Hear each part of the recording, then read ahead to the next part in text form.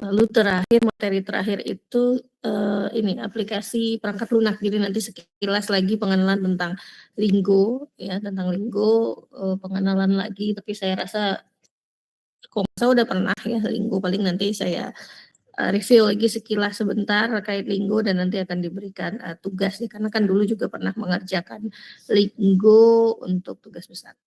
Oke, saya masuk ke materi pemrograman bilangan bulat atau integer programming. Ya. Jadi apa saja yang akan kita bahas ya? Di sini ada beberapa materi. Ya, pertama itu pengantar pemrograman bilangan bulat. Ya, jadi seperti apa sih pemrograman bilangan bulat? Ya, kalau di materi di awal ya, itu tentang linear programming. Kita punya variabel keputusan berupa bilangan dalam bentuk rasional ya, tidak harus dalam bilangan bulat, tapi pada nyatanya ya, kalau misalnya contohnya dalam masalah mix product waktu itu ya, ingin memproduksi berapa banyak sih jumlah produk 1, produk 2, produk 3 dan seterusnya, kan itu tidak mungkin dalam bentuk pecahan ya, pasti dalam bentuk bilangan bulat. Jadi perlu diketahui dulu ya, bilangan bulat apa ya, bilangan bulat bukan berupa bentuk bilangan pecahan ya, cuma 1, 2, 3 dan seterusnya dari 0. Jadi untuk contohnya tadi untuk kasus mix product tidak mungkin kita memproduksi katakanlah mobil gitu ya. Tidak mungkin kita memproduksi mobil 2,5 mobil. Gimana bentuknya 2,5 mobil gitu ya. Atau 2/3 kursi katakanlah, tidak mungkin. Pasti dalam bentuk berupa bilangan bulat, 2 kursi, 3 kursi, 2 mobil, bahkan ribuan mobil dan seterusnya ya. Itu untuk penentuan variabel keputusannya. Lalu nanti ada beberapa contoh model pemrograman bilangan bulat. Jadi masalah-masalah apa saja khususnya dalam operation research ya, yang menggunakan model pemrograman bilangan bulat. Lalu ada metode pemecahan bilangan bulat, nanti kita akan fokus di branch and bound ya, baik itu untuk bilangan bulat ataupun nanti untuk binary ya, biner. Oke, pertama masuk ke pengantar pemrograman bilangan ya. Jadi pemrograman bilangan bulat atau integer programming ya, itu mensyaratkan bahwa beberapa variabel keputusan harus mempunyai nilai yang bulat, bukan berupa pecahan ya. Beberapa variabel keputusan. Jadi nanti akan ada lagi kategorinya lagi lah seperti itu ya. Kategori dari model pemecahan bilangan bulat itu sendiri ya. Nah, di sini pembahasannya nanti kita akan fokus untuk masalah pemrograman linear bilangan bulat atau integer linear programming problem ya. Karena di OR 1 kita masih bicara tentang linear programming ya, sudah pernah saya jelaskan juga seperti apa beda linear dan non linear ya. Jadi nanti kita akan fokus di mana variabel keputusannya itu berupa bilangan bulat, entah itu dia mix ataupun pure atau murni. Ya, ini contoh ya, jenis pemrograman linear bilangan bulat. Yang pertama ada pemrograman linear bilangan bulat murni atau PILP, Pure Integer Linear Programming. Kalau yang pernah kita bahas di Lingo ya, bisa kita lihat bentuk modelnya apa, ada PILP, MILP, BILP, bahkan KILP untuk yang non-linear ya, ada yang kuadratik. Tapi kalau untuk linear ya ada 3 ini. Pertama, bilangan bulat murni ya, Pure Integer Linear Programming. Di sini berarti semua variabel keputusannya ya, itu berupa bilangan bulat ya. Ada berapa variabel keputusannya? Katakanlah ada 10 katakan ya. Ke-10-10-nya merupakan bilangan bulat ya. Tapi beda kasus untuk pemrograman linear bilangan bulat campuran. Ya, Mixed Integer Linear Programming, MILP. Kadang kalau di solver solution di Lingo kita juga suka nemuin kan ada yang MILP. Berarti di sini mix, campuran. Dia ada variabel keputusannya yang berupa bilangan bulat, ada juga yang tidak. Ya. Katakanlah ada 3 variabel keputusan. Ya. Bisa saja variabel keputusan 1 dan 2 itu berupa bilangan bulat, tapi variabel keputusan 3-nya itu berupa pecahan. Ya. Itu yang dimaksud dengan Mixed Integer Linear Programming. Lalu yang ketiga ada pemrograman linear bilangan bulat biner. Binary Integer Linear Programming (BILP), di mana variabel keputusan di sini itu berupa bilangan bulat biner, ya, yaitu kalau nggak 0, 1. Ya, 0, 1 atau mungkin ada juga yang negatif 1, intinya dia bilangan bulat. Ya, pilihannya antara 0 atau 1. Contohnya kalau dalam contoh penugasan, ya. Penugasan, apakah mesin ditugaskan untuk mengerjakan pekerjaan satu atau tidak. Kalau dia ditugaskan maka dia akan bernilai 1, kalau tidak 0 untuk yang lainnya. Atau mungkin untuk rute, contohnya juga. Ya. Jika rutenya dilalui dari titik I ke titik J, maka akan bernilai 1 variabel keputusannya, dan 0 untuk yang lainnya. Ya, itu untuk jenis pemrograman linear bilangan bulat. Lalu kita masuk ke beberapa contoh model pemrograman bilangan bulat, ya. Tadi ada yang itu PILP, ada yang MILP, ada yang juga BILP, ya. Ada yang pure, mix, dan binary, ya. Di sini ada beberapa contoh. Yang pertama fixed charge problem, ya. Lalu ada knapsacks, lalu set covering, traveling salesman problem, dan job atau machine scheduling problem, ya. Di mana dari contoh model-model ini, permasalahan ini, ya, variabel keputusannya itu berupa dalam jenis pemrograman bilangan bulat, ya. Yang pertama untuk fixed charge problem, ya. Jadi untuk fixed charge problem ini suatu permasalahan, ya, di mana di sini ada level, ya, ada level terkait biaya yang nanti akan dikeluarkan. Ada biaya tetap atau fixed cost-nya, dan juga nanti ada variable cost-nya. Ya. Jadi untuk contoh fixed charge problem ini, ya, ini kita dari definisi permasalahan dulu, ada beberapa notasi. Misalkan kita mempunyai N jenis produk, ya, ada sejumlah N produk, di mana diketahui, ya, berarti ini adalah parameter, ya, data-data yang kita ketahui. Pertama ada P, ya, price, katakanlah price, ya, harga satuan produk J. Lalu kita punya KJ, yaitu biaya tetap untuk memproduksi produk J, ya, independen terhadap jumlah produksi, ya, dia tidak terikat. Lalu kita punya CJ, di mana itu adalah biaya variabelnya, ya. Katakan kita punya barang 3 jenis barang gitu, ya. Apakah dia akan diproduksi atau tidak, ya. Kalau dia diproduksi biaya tetapnya berapa, lalu biaya variabelnya berapa, ya. Lalu juga ada di sini BI, kapasitas sumber, ya. Jadi masing-masing sumber itu mampu memproduksi sejumlah berapa banyak produk, ya.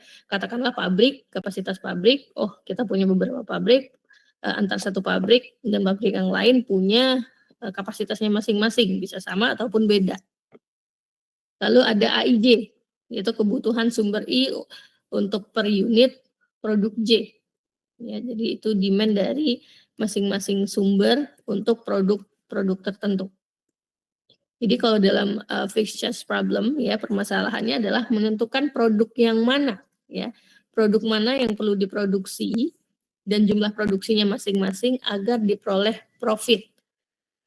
Lagi-lagi, ya, profit itu diperoleh dari mana, ya, dari selisih penjualan dengan biaya tetap dan variabel. Ini yang kemarin saya sebut di kelas, masih banyak UTS-nya yang salah, ya, dalam mencari profit. Kan kita tahu profit itu diperoleh dari mana, ya, dari selisih harga jual dengan biaya yang dikeluarkan.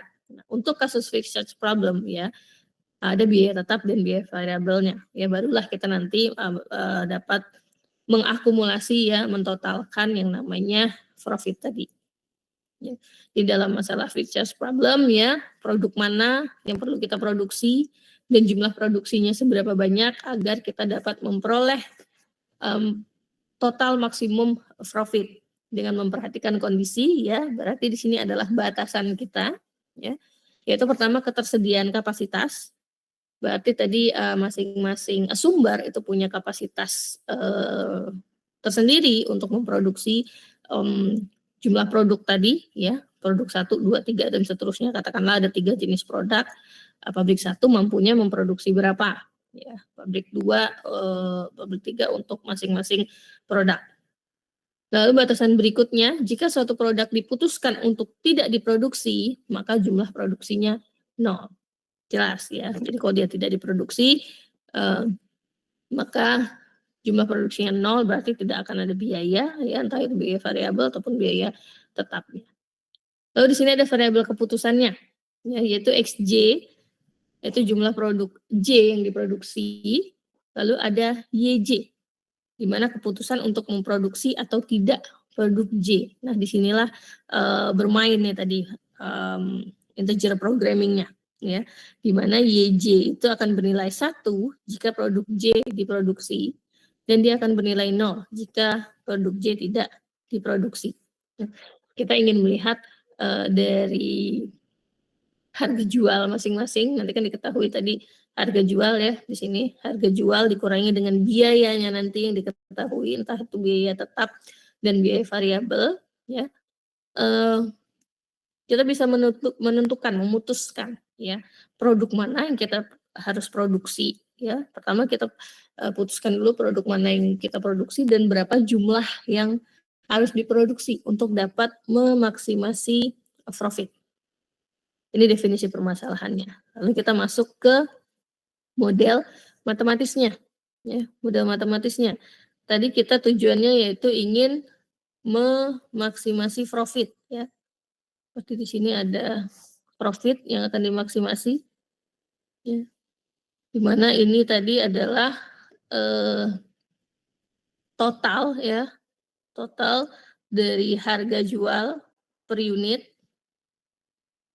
ya, kita kalikan dengan jumlah produksinya. Jumlah produksinya. Berarti kan ini adalah pendapatan kita dulu ya. Pendapatan kita dulu.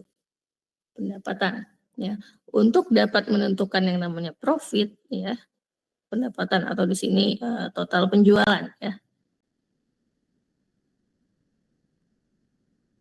Untuk dapat menghitung profit berarti kita harus menghitung selisih dari total penjualan dengan di sini ya, biaya yang dikeluarkan.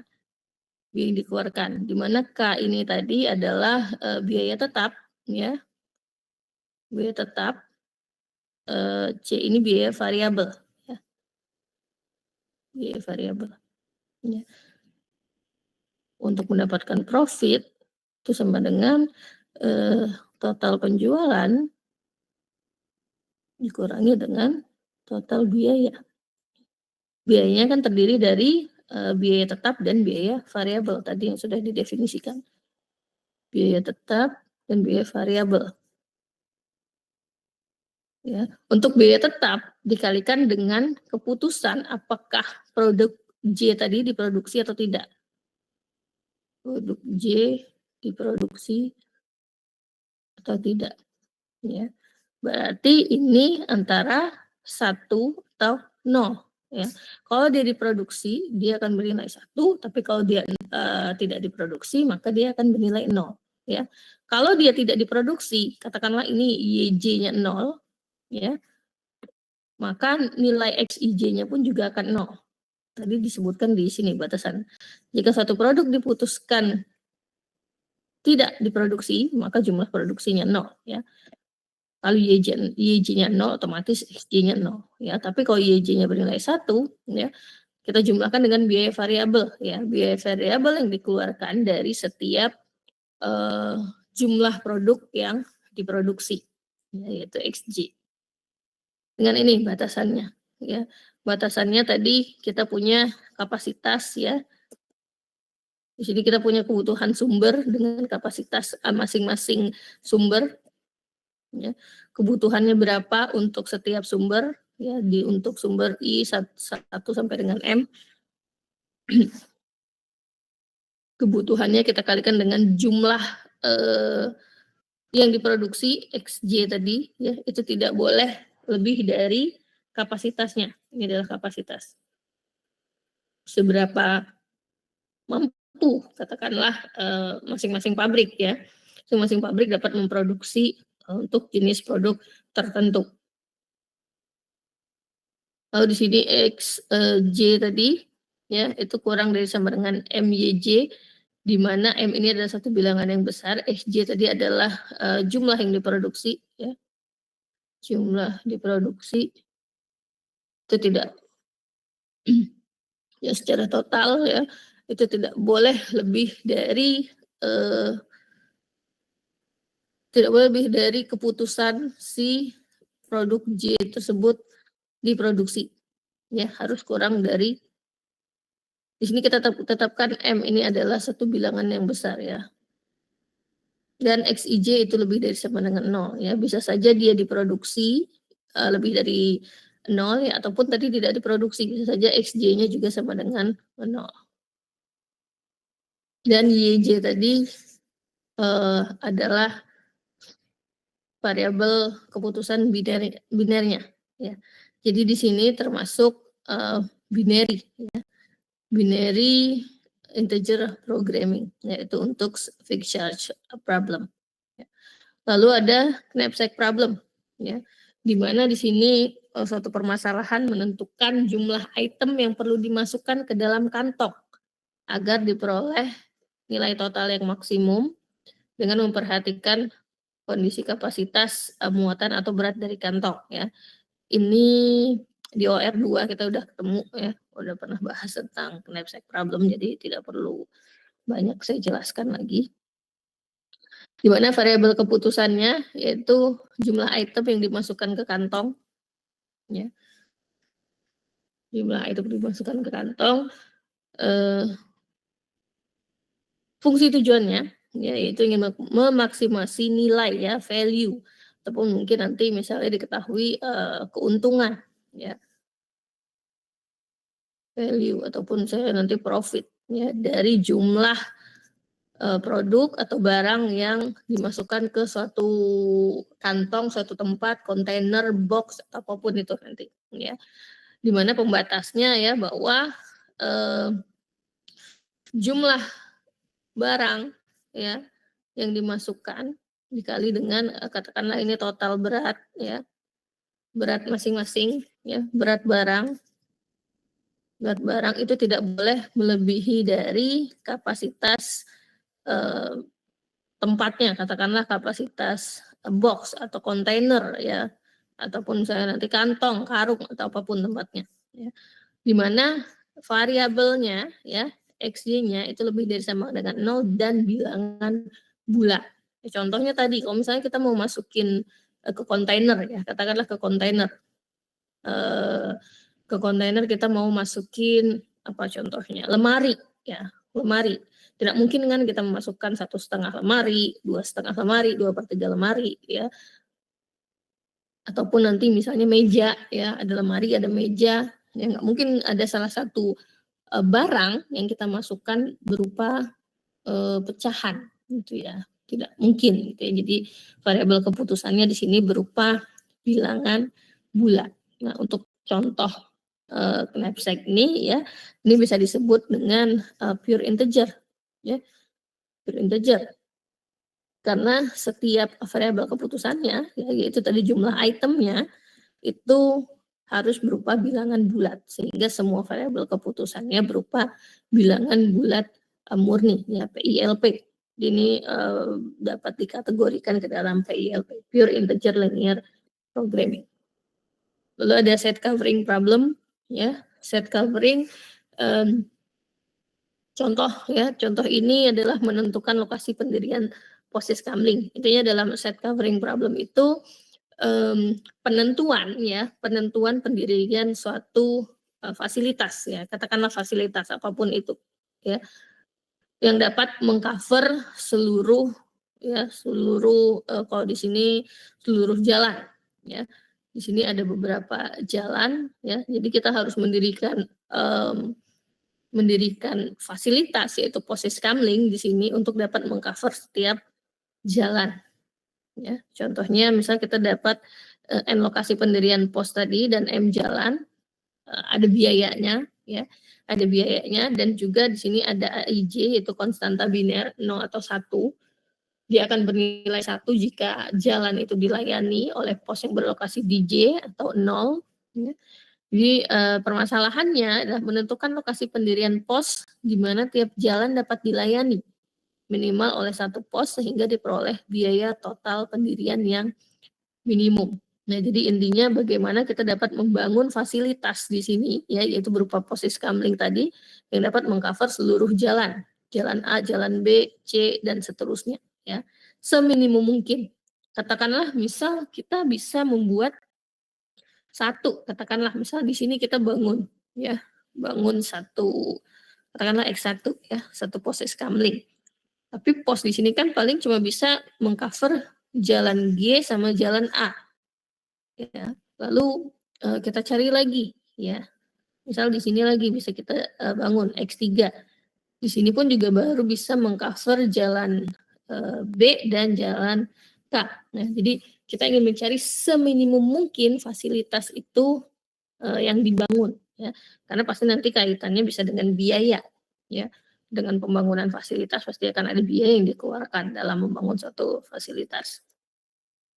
Variabel keputusannya juga biner, ya, variabel biner 0 atau 1 yang menentukan, ya, mendirikan pos itu di lokasi J, ya. Kalau dia bernilai 1 dia akan didirikan, tapi 0 sebaliknya.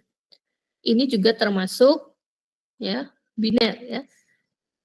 XJ 0 atau 1. Berarti untuk set covering itu termasuk BILP. Binary Integer Linear Programming. Lalu ada set partitioning, ya. Ini pengembangan dari set covering tadi, di mana tiap jalan tepat dilayani oleh satu pos, ya. Di sini kita sama, ya, ingin meminimasi, tapi ya setiap jalan tadi tepat dilayani oleh satu pos.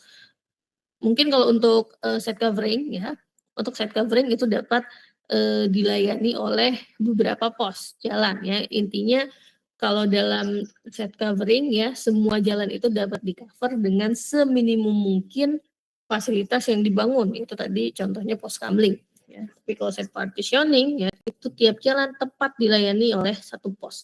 Tidak boleh lebih dari satu. Ya. Di sini juga masih termasuk BILP, ya, Binary Integer Linear Programming. Lalu ada TSP, ya, Traveling Salesman Problem. Ya, ini di OR2. Kita ingat ini adalah suatu jaringan, ya. Jaringan tak berarah, ya. Masing-masing ini katakanlah ini biaya biasanya, ya, cost, ya. Cost dari mengirimkan dari titik 1, ini jarak yang diasumsikan biasanya dengan biaya, ya. Dari titik 1 ke titik 2, 2 ke 3, dan seterusnya. Ya, permasalahannya adalah menentukan rute salesman tadi yang berangkat dari satu titik dan mengunjungi setiap titik yang lain paling banyak satu kali, ya, paling banyak sekali, serta kembali ke titik asal agar diperoleh jarak total yang minimum, ya. Jadi bagaimana menentukan, ya, si salesman tadi bergerak dari satu, nanti kembali ke satu lagi, tapi dia mengunjungi setiap titik, ya, dengan meminimasi total jaraknya. Misal, ya, ini kan tidak ada arah, ya, jadi bisa kemana saja. Dari 1 ke 5, lalu 5 ke 2, 2 ke 4, 4 ke 3, 3 ke 1, bisa kan? Akan sangat banyak kombinasinya, ya, ini masalah kombinatorial. Ya, sedangkan kita ingin mencari total jarak yang minimum, ya, total jarak yang minimum. Nah, variabel keputusannya di sini, ya, variabel keputusan XIJ, ya, dia akan bernilai 1 jika busur itu dilintasi, tapi dia akan bernilai 0 jika tidak dilintasi, ya. Kenapa dia tidak dilintasi? Bisa saja karena jarak yang ditempuh itu jauh, ya. Secara total satu busur itu tidak dilewati, ya, karena tidak memberikan total jarak yang minimum, ya. Sedangkan tujuan kita ingin meminimumkan total jarak tadi. Ya, ini untuk model matematisnya. Ya, kita ingin meminimasi total jarak tadi dengan pembatas bahwa satu ruas itu akan bernilai 1 jika dia dilewati dan 0 untuk lainnya, ya. Di mana titik awal bermula dari I ke titik J, ya. Lalu ada subturnya tadi, ya. Subtur, ya, bahwa di sini jarak dari titik U ke titik J, ya, itu tidak akan lebih dari jumlah, titik yang dilintasi, ya. Lalu yang terakhir, ya ini juga termasuk dengan binary, ya. Dia akan lebih banyak, binary integer programming, ya. Ini untuk TSP, lalu juga job scheduling, ya. Job scheduling masih juga termasuk, integer programming, ya, integer programming. Di sini variabel keputusannya ada BJ, yaitu saat awal pengerjaan job, dan ada saat akhir, di mana sini ada yang namanya YIJ, ya. Ini adalah variabel keputusannya, apakah job I mendahului job J, ya.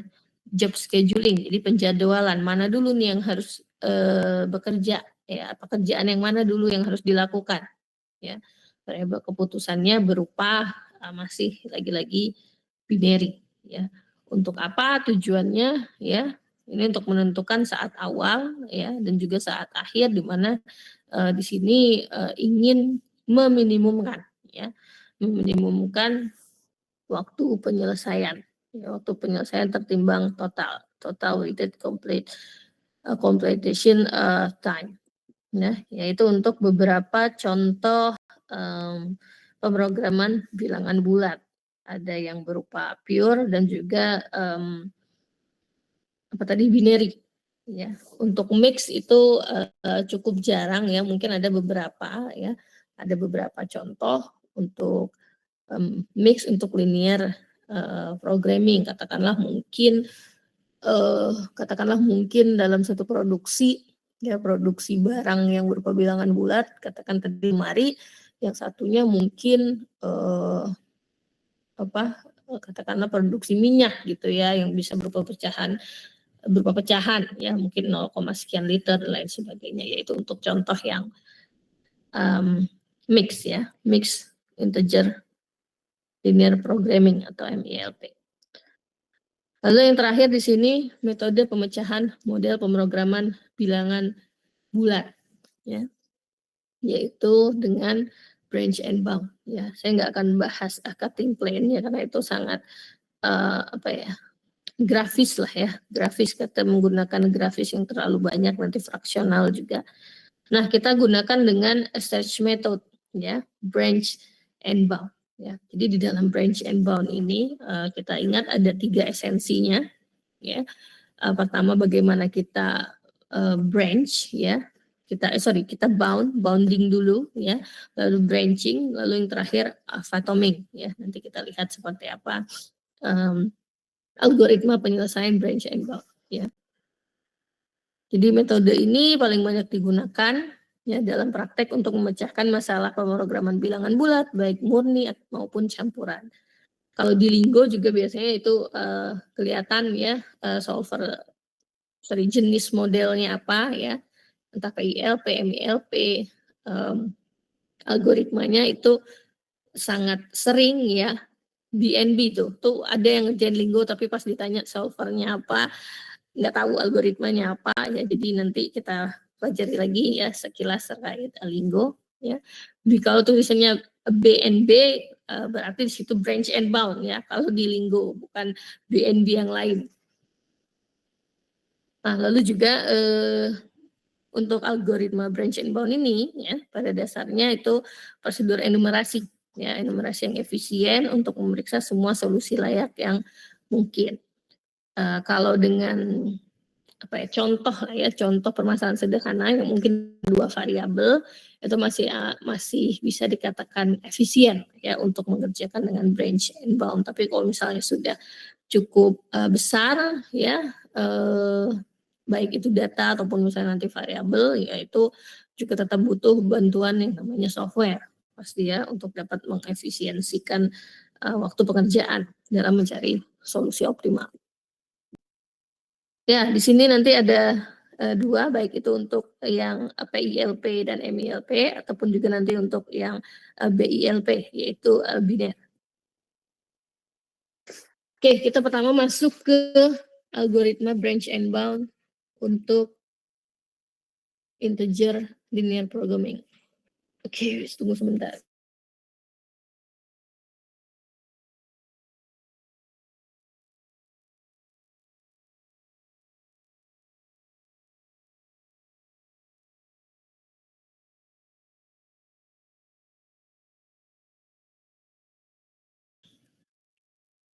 Oke, untuk algoritma branch and bulk ya, untuk integer linear programming.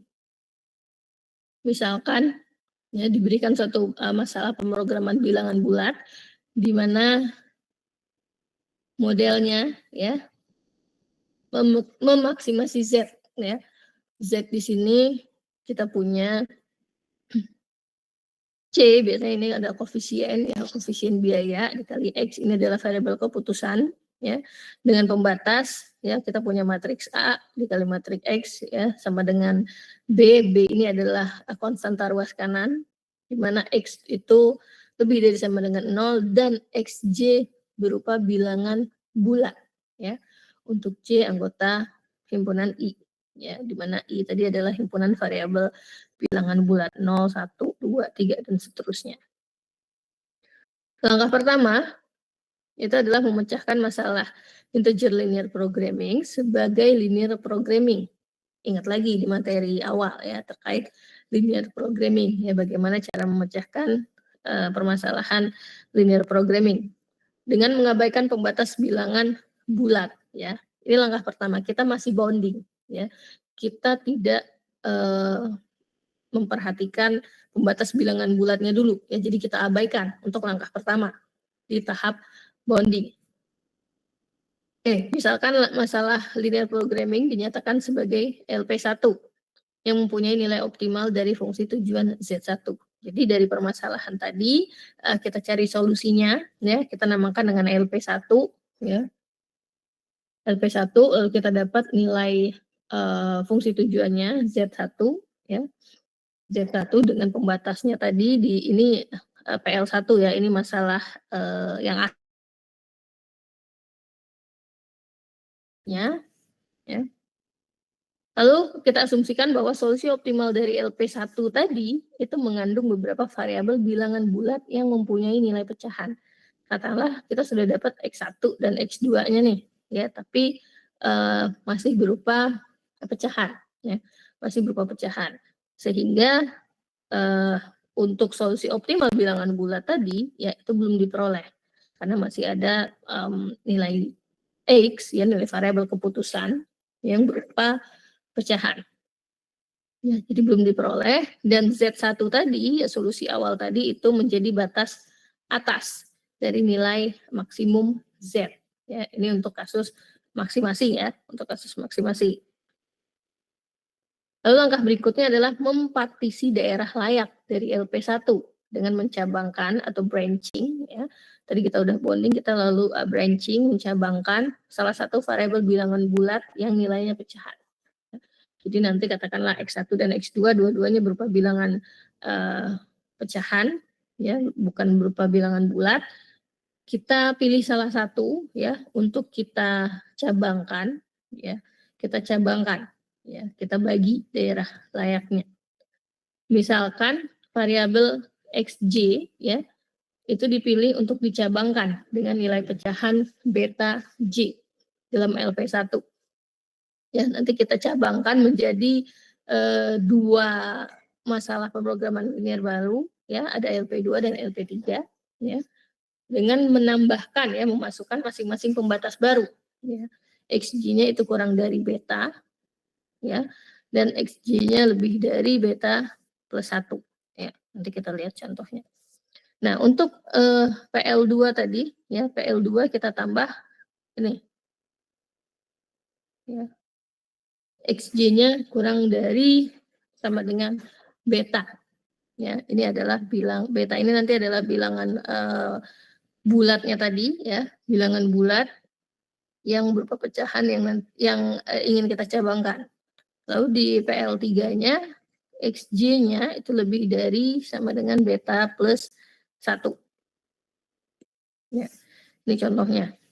Ya, ini LP1 kita udah dapat X1, X2 ya. X1, X2. Kita ingin katakanlah yang ingin kita pecahkan, katakanlah di sini sudah bulat 0 ya. Katakan sini beta. Ya. Jadi kita pecah ya, di LP2 kita tambahkan pembatas ini ya. Pembatasnya sama seperti yang di awal ya. kita tambahkan pembatas baru yaitu XJ kurang dari sama dengan beta. Lalu untuk LP3-nya ini lebih dari ya. XJ-nya lebih dari sama dengan beta plus 1. Misalkan di sini saya kasih angka 2 1/3 ya. Berarti di sini ya untuk X1 kita tambahkan pembatas baru X1 kurang dari sama dengan 2. Di sini berarti menjadi X1 lebih dari sama dengan 2 plus 1 yaitu 3 ya. Seperti itu cara mencabangkannya. Baru diselesaikan lagi dengan pemrograman linear seperti biasa. Ya. Kita pecahkan bonding LP2 dan LP3 ya.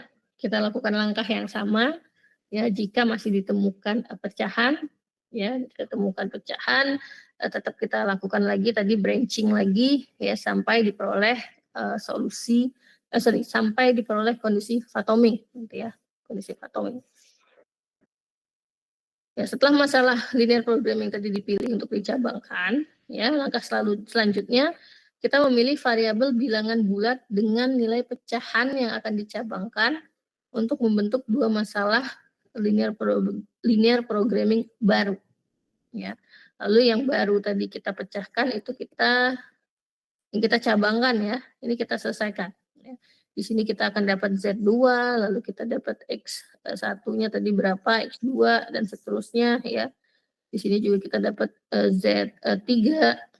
Ya, ini 3 harusnya. Ini 3 ya, kita dapat nilai X1, X2 ya. Lalu jika solusi bilangan bulat diperoleh dari suatu masalah linear programming, maka nilai Z-nya menjadi batas bawah dari nilai maksimum Z untuk masalah integer linear programming. Nah, jadi kalau misalnya dari hasil pencabangan tadi sudah didapatkan bilangan bulat, ya katakanlah di sini sudah 2. Ya. Berarti Z di sini ya itu menjadi lower bound, ya batas bawah. Lalu proses branching and bounding berlanjut hingga semua node atau semua titik tadi dalam kondisi fatom. Ya. Fatoming satu node tadi ya untuk masalah linear programming itu harus memenuhi kondisi ini ya. Pertama, solusi optimalnya untuk linear programming merupakan bilangan bulat. Kalau sudah diperoleh ya di sini bilangan bulat X1-nya 2, X2-nya 1. Oh, berarti ini kondisinya sudah fatom. Itu salah satu bentuk fatom. Lalu masalah linear programming-nya adalah tak layak. Itu juga sudah fatom. Misalnya di sini solusi tidak layak. Bagaimana solusi tidak layak? Berarti ada pembatas yang tidak terpenuhi. Ini juga sudah disebut fatom. Ya. Lalu nilai optimal Z dari masalah LP tidak lebih baik dari batas bawah saat ini. Ya. Katakanlah ya di sini tadi belum fatom, jadi cabang lagi ya. Di sini termasuk lower bound. Ya. Di sini kita dapat nilai yang baru ya. Sorry. Ya. Nilai yang baru ya mungkin katakanlah di LP2 ini kita Z-nya 13 katakan ya. Oh, di sini sudah layak nih misalnya, di sini sudah layak, katakanlah layak, sudah fatom. Di sini nilai Z-nya dia juga berupa bilangan bulat tapi nilai Z-nya tidak lebih baik ya, katakanlah di sini 12, berarti kan tidak lebih baik dari 13 karena kasus kita maksimasi, berarti ini juga sudah masuk kondisi fatom ya. Kalau sudah kondisi fatom itu tidak perlu lagi kita cabangkan ya, ini nggak perlu kita cabangkan, ini juga nggak perlu ya. Di sini juga yang tidak layak tidak perlu lagi dicabangkan ya. Berarti kita sudah peroleh solusinya. Ya, ini contohnya ya. Pertama tadi kita punya permasalahan model awalnya ya. Kita dapat solusi pecahan, kita pecah jadi 2 ya. Ini XJ-nya kurang dari sama dengan beta, ini lebih dari beta plus 1 ya. Di sini katakanlah masih berupa pecahan, kita pecah lagi ya. Kita pecah lagi, ini kurang dari sama dengan beta, di sini lebih dari sama dengan beta plus 1. Oke, di sini di LP3 kita dapat solusi bulat, berarti ini udah fatom ya. Di sini juga tidak layak, berarti ini fatom ya. Nah, di LP3-nya seperti apa? Oh, ternyata masih diperoleh pecahan, ya, katakanlah masih pecahan. XK-nya ini kurang dari sama dengan beta, ini lebih dari sama dengan beta plus 1. Ya. Oh, di sini kita peroleh Z6, katakanlah ya. Z6 itu kurang dari Z4. Ya. Katakanlah Z4 ini lebih baik. Ya. Sehingga di sini juga kondisi Fathom. Ini memenuhi kondisi Fathom yang ketiga ini tadi. Ya. Dia tidak lebih baik dari batas bawah sebelumnya. Oh, di LP7 masih ya, masih berupa pecahan. Kita pecahin lagi ya sampai diperoleh hasilnya. Udah enggak sini ya, itu berarti esensi ya, esensi dari algoritma branch and bound itu sendiri tadi adalah bonding. Pertama kita selesaikan dulu ya masalah linear programmingnya ya, kita dapat nilai Z-nya, nanti nilai X1, nilai X2 ya. Dan kita abaikan ya, abaikan pembatas bilangan bulatnya ya. Jadi mau dia dapat pecahan ya nggak masalah ya, entah itu ada yang pecahan berarti kan nanti nilai Z-nya juga akan berupa pecahan ya. Untuk bounding tidak masalah ya. Lalu pada saat branching baru nanti kita cabangkan ya, cabangkan, kita pilih salah satu, katakanlah kalau dua-duanya berupa pecahan kita pilih salah satu nanti yang akan kita cabangkan ya. Kita cabangkan sampai memenuhi kondisi Fathom tadi ya. Ada 3 kondisi ya, 3 kondisi Fathom. Pertama tadi solusi sudah didapatkan layak ya, lalu tak layak, dan nilai Z yang diperoleh itu yang terakhir itu tidak lebih baik dari batas bawah sebelumnya. Ya, ini kita masuk ke contoh.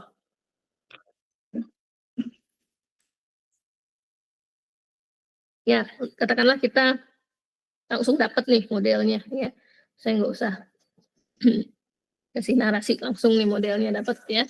Kita ingin memaksimasi Z, di mana Z sama dengan 2X1 ditambah 3X2 dengan pembatasnya adalah ini ya, ada 2 persamaan, lalu ada pembatas tak negatif ya dan pembatas bilangan bulat. Jadi jangan lupa ditambahkan untuk masalah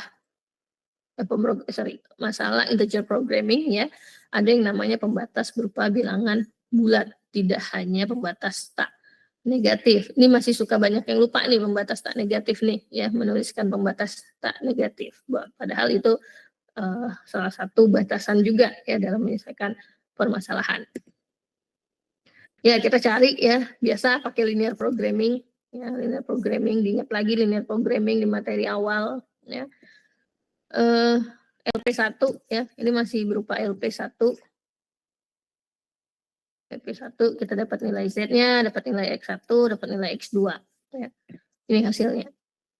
Kita punya X1 3 12/17, X2-nya 26/17, nilai Z-nya 14 8/17 ya, tinggal dimasukin aja tadi ke Z-nya berapa, 2X1 ditambah 3X2 ya. Nah, tadi ini kita udah lakukan yang namanya bounding. Nah, setelah kita bounding, kita lakukan proses branching ya, pencabangan ya, pencabangan. Di sini yang kita pilih cabangkan itu adalah si X2 ya, X2, sehingga di sini X2 kurang dari sama dengan 2, di sini X2 lebih dari sama dengan 3 ya. Ini pembatas barunya ya, pembatas baru ya, atau pembatas baru atau tambahan. Jadi ini juga sama ya. Kita cari lagi ya solusinya ya, mau dengan grafis, mau substitusi eliminasi ya. Diperoleh nih, sudah diperoleh solusinya ya. X1-nya 41/5, X2-nya 2 ya. Oh, satu udah bilangan bulat. Tapi apakah ini sudah kondisi Fathom? Belum, karena masih ada yang berupa pecahan ya. Sehingga LP2 ini harus dicabangkan lagi ya. Branching lagi ya, branching lagi. Nah, di LP3 kita lihat juga ya. Oh, X2-nya sudah berupa bilangan bulat tapi X1 masih pecahan. Apakah sudah fatom? Belum, masih juga harus kita lakukan yang namanya branching, ya. Branching. Nah, tadi di LP2 ya, kita kan branching LP2. Ini udah bulat, nggak usah kita apa-apain lagi. Saya coret dulu, ya. Ini yang kita cabangkan, ya. Berarti X1-nya di sebelah kiri layar, ya, itu X1 kurang dari sama dengan 4. Yang sebelah kanan itu X1 lebih dari sama dengan 4 plus 1, ya. Berarti ini betanya tadi sama dengan 4. Ya. Ini pembatas baru kita, ya. Berarti di LP4 ini kita punya pembatas tadi apa saja? Ini 5X1 tambah 7X2, 4X1 tambah 9X2 kurang sama 35, 36 ya, ini salah. Berarti di LP4 ini kita punya berapa tadi? X2-nya kurang dari sama dengan 2 dan X1-nya kurang dari sama dengan 4. Ya, X1, X2 lebih dari sama 0 dan bilangan bulat. Ini contoh untuk membuat model matematisnya. Z-nya nggak berubah, Z-nya masih sama. Ya, pembatasnya pun tidak berubah untuk pembatas awalnya, tapi ditambahkan pembatas baru. Ya, kondisi 2 ini tadi. Ini kan cabangnya dari sini terus dipecah lagi. Ya. Oh, diperoleh di LP4 ya. Di LP4 kita sudah peroleh nilainya X1-nya 4, X2-nya 2 dengan nilai Z-nya 14 ya. Berarti ini kondisinya sudah patung ya. Patung. Sehingga LP4 tidak akan kita cabangkan lagi ya, stop. LP5 ya. LP5 ternyata masih ada yang pecahan ya. Ini tinggal diubah pembatas yang ini ya, diganti. LP5 ya masih ada yang berupa pecahan ya. Ini dimerahin ya LP4 kondisi patom. LP5 ya. LP5 ini kita merahkan kenapa? Karena solusinya ya sini perbedaan nilai Z-nya ya dengan lower bound. Ini tadi kan kita peroleh pertama kita kasih tanda dia lower bound ya. Itu kurang dari 1 ya, dan semua koefisien fungsi tujuannya tadi sudah bulat ya. Di LP4-nya sudah bulat, terus juga di sini lower bound dan selisihnya juga tadi kurang dari 1 sehingga di LP5 pun juga kita buat dia fatom. Ya, berarti di LP3 ya, LP3 kan tadi dapatnya 13 1/2 ya. Nggak perlu lagi kita cabangkan karena kita sudah punya lower bound yang lebih baik. Ya, ngapain nih kalau kita cabangkan lagi ya, bisa jadi nilainya lebih kecil ya, lebih kecil. Jadi untuk LP3 tadi contohnya ya tidak kita cabangkan. Tapi bagaimana kalau misalnya ya nanti LP3-nya kita cabangkan ya. LP3-nya dulu yang kita cabangkan. LP3 kita cabangkan, kita tambahkan ini betanya adalah 2 ya. Berarti di sini kurang dari sama dengan 2, di sini lebih dari sama dengan 3. Kalau lebih dari sama dengan 3 dia tidak layak ya. Kondisi tidak layak sehingga dia fatom ya. Lalu di LP4 kita dapat solusinya ini ya, nilai Z-nya 13 1/3 ya. Lalu dicabangkan lagi karena masih ada yang berupa pecahan ya, masih ada berupa pecahan. Betanya di sini berapa nih? 3 ya. Betanya 3. Kita pecah lagi, X2-nya kurang dari sama dengan 3, yang ini lebih dari sama dengan 4. Ya. Diperoleh LP6-nya 13 ya, 13 dengan X1 dan X2 sudah berupa bilangan bulat, berarti ini fatom ya. LP7 juga sudah kondisi fatom ya. Ini semua sudah fatom ya, tinggal dicari nilai yang terbaik ya, nilai terbaiknya. Ya, jadi sudah didapat ternyata kondisi semua sudah fatom, ini enggak ada lagi yang dicabangkan. Berarti kita peroleh solusi optimalnya adalah di LP8 ya, karena fungsi kita tadi adalah memaksimasi. Nah, ini ada beberapa aturan pencabangan ya. Aturan pencabangan tadi ya, kita pilih variabel bilangan bulat yang mempunyai nilai pecahan terbesar dalam solusi linear programming ya, ataupun nanti juga boleh bebas ya, bebas memilih apakah dengan apa namanya, dengan jumlah pecahan yang lebih besar ataupun yang lebih kecil. Tapi ya biasanya ya biasanya itu yang dipilih adalah dengan nilai yang ini ya, nilai pecahan terbesarnya yang mendekati ke bilangan bulat.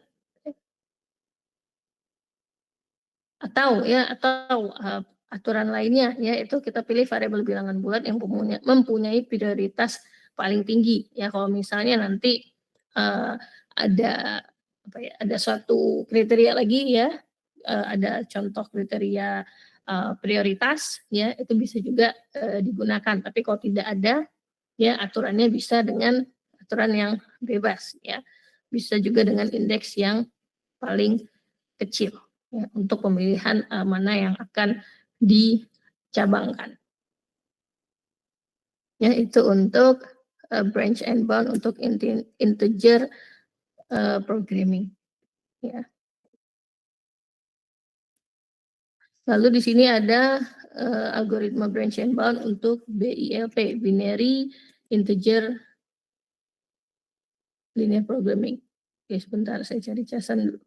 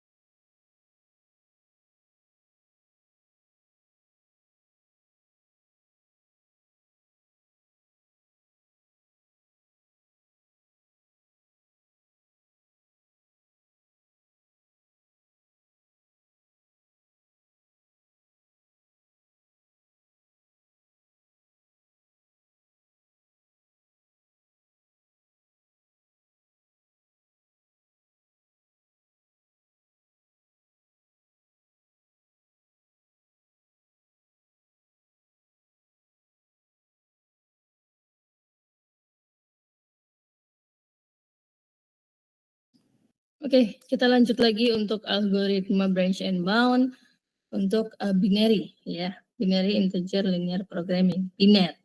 Berarti di sini variabel keputusannya ya itu berupa 0 atau 1 ya. Di sini ditulis untuk X1, X2, X3, X4 sama dengan 0 atau 1 ya. Kalau tadi kan hanya ditulis variabel keputusannya lebih dari sama dengan 0 dan bilangan bulat ya. Nah, kalau untuk binary sudah didefinisikan bahwa variabel keputusannya itu berupa biner ya.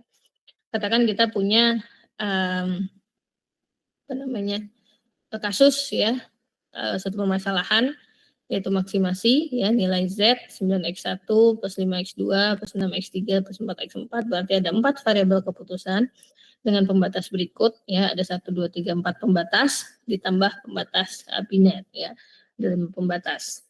Ya. Caranya sama tadi dicabangkan ya. Pertama kita selesaikan dulu ya dengan linear programming ya, diperoleh nilai Z-nya ya. Ini urutannya ya, X1, X2, X3, X4, Z. Berarti X1-nya 5/6, X2-nya 1, X3-nya 0, X4-nya 1, Z-nya 16, 1/2 ya. Oh, di sini masih ada nilai berupa pecahan ya, pecahan belum 0 atau 1 ya. Ini kita proses bounding ya. Ini bounding dulu di tahap pertama ya. Lalu kita cabangkan ya. Cabangkannya ya, pilihannya ya antara 0 atau 1 ya. Satu sisi dia 0, satu sisi sama dengan 1 ya.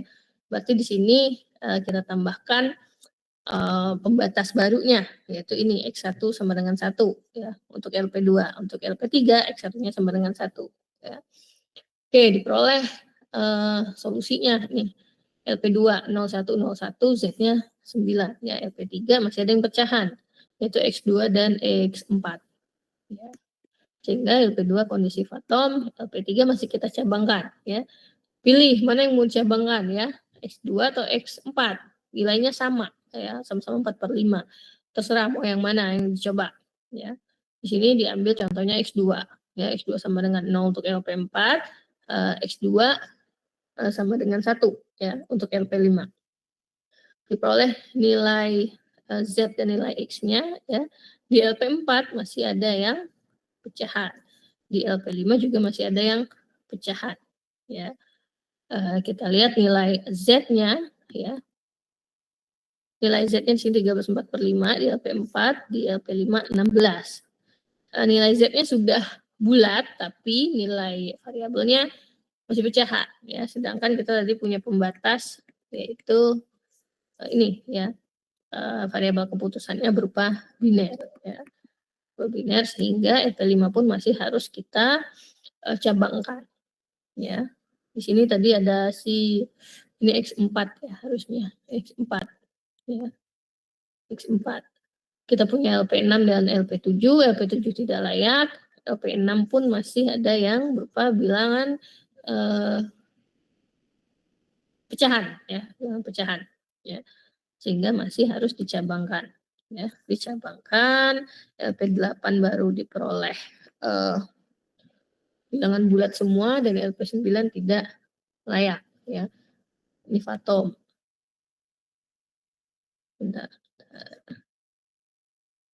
Ya, LP8 Fathom ya, LP7, LP9 tidak layak, LP4 pun juga solusinya tidak lebih baik dari LP8 sehingga tidak perlu lagi dicabangkan, berarti dia sudah dalam kondisi Fathom. Ya, selesai ya. Berarti di sini diperoleh solusi optimalnya adalah di sini di LP8 dengan nilai X1-nya 1, X2-nya 1, X3-nya 0, X4 0 dan nilai Z sama dengan 14 ya. Itu sekilas untuk contoh binerinya ya, karena tidak akan saya tidak akan saya ujikan untuk yang binary. Ya, itu untuk materi tentang integer programming ya atau pemrograman bilangan bulat. Jadi pada dasarnya kita ingin mencari solusinya berupa bilangan bulat ya. Ya contohnya tadi dengan memproduksi produk ya, produksi buat produk atau barang. Ya tidak mungkin untuk produk-produk tertentu itu satuannya dalam pecahan.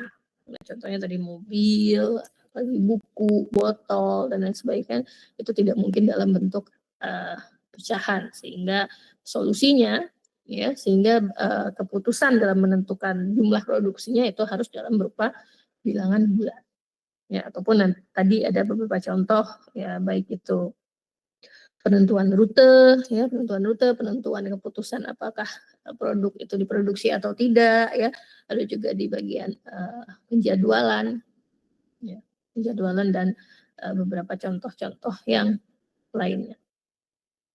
Oke, itu untuk contoh untuk materi integer programming ya. Silakan jika ada yang mau ditanyakan terlebih dahulu. sebelum saya lanjut sedikit untuk goal programming ya. Tapi goal programming cuma untuk kelas apa sih ini, kelas E ya.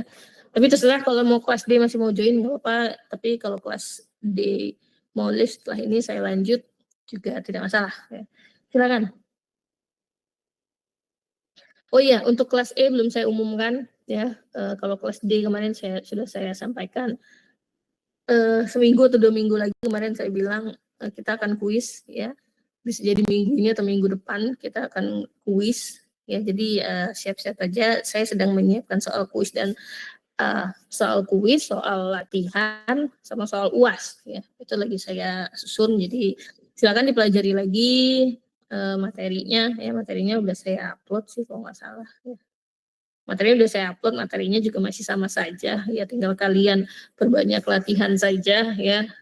Di buku kan banyak contoh latihan soal ya, banyak soal ya, bukan contoh-contohnya juga ada, soal-soalnya juga banyak gitu ya. Silakan dicoba ya soal-soalnya, karena ya mostly saya ambil dari sana sih, dari referensi yang saya bagikan ke kalian. Oke, kalau tidak ada, saya lanjutkan untuk materi goal programming sebentar saja ya. Untuk kelas apa sih? Kelas E ya. Untuk teman-teman yang dari kelas D kalau mau live duluan silakan, saya tidak membatasi ya, karena kalian kemarin sudah dapat untuk materi goal programming ya. Saya lanjutkan untuk kelas E khususnya.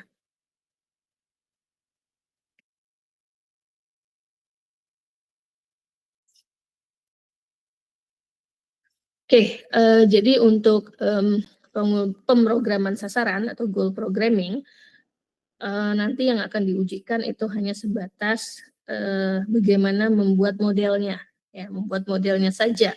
Jadi nggak perlu nanti cari solusinya, karena akan makan waktu yang lama ya kalau di ujian. Nggak cukup waktu ujian yang cuma 100 menit, 120 menit untuk mengerjakan beberapa soal ya. Salah satunya kalau goal programmingnya diminta sampai mencari solusi gitu ya. Ya, jadi ini beberapa materi bahasannya ya, saya langsung saja.